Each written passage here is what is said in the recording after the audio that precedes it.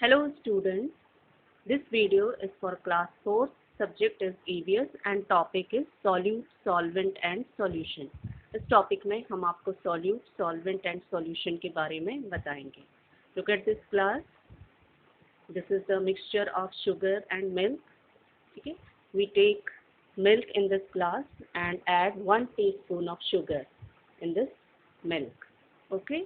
So some solids like sugar and salt dissolve in liquid. आपने अपने घर में भी एक्सपेरिमेंट करके आप देख लीजिए.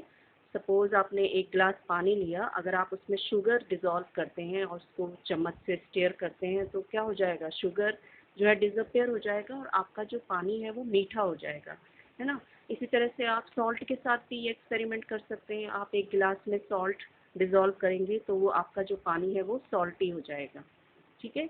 So when we add salt to water, it becomes salty, and when we add sugar to milk, it becomes sweet. Okay?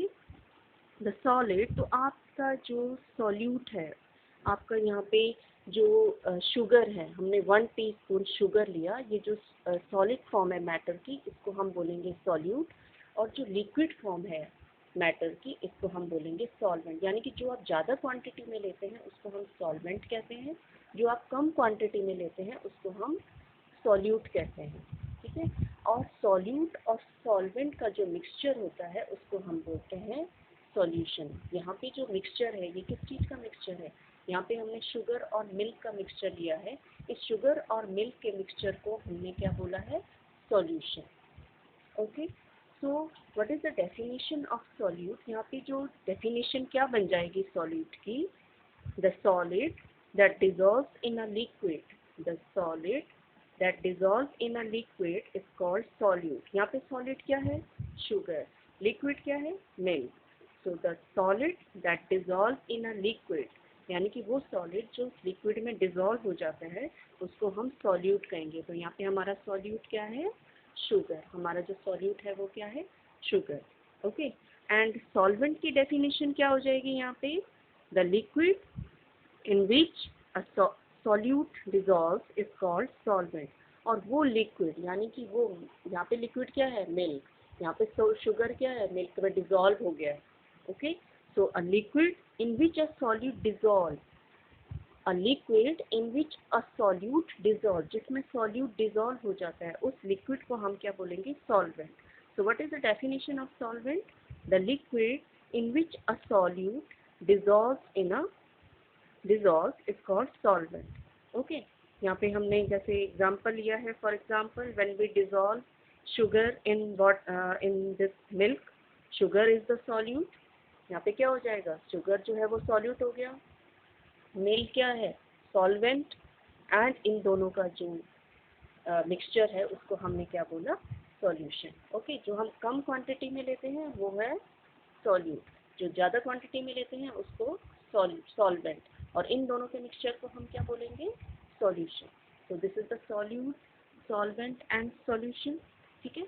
And solution की डेफिनेशन क्या हो जाएगी, the liquid which we get, the liquid which we get when a solute dissolves in a solvent is called the solution. वो जो liquid आपको मिलता है solute और सॉल्वेंट को डिसॉल्व करके, यानी कि जब आपने शुगर और मिल्क को पानी में मिलाया और मिल्क में मिलाया और आपका मिल्क कैसा हो गया, स्वीट हो गया, तो आपका जो स्वीट मिल्क है वो क्या है, solution. So sweet milk is the solution of sugar and milk. ठीक है. यहाँ पे आपका जो सॉल्यूट है, सॉल्यूट और सॉल्वेंट दोनों के मिक्सचर को हम क्या बोलेंगे, solution. Understood. And water can dissolve many things in it. हमारा जो वाटर में बहुत सारी ऐसी चीज़ें हैं जो पानी में घुल जाती हैं. ठीक है. तो हम कह सकते हैं hence we call that water is a universal solvent. Water को हम यूनिवर्सल सॉल्वेंट कह सकते हैं क्योंकि वाटर में बहुत सारी मोस्ट ऑफ द थिंग्स जो हैं वो dissolve हो जाते हैं. liquids like ink and juices also dissolve in water. okay. so in this diagram I told you about the solute, solvent and solution. okay.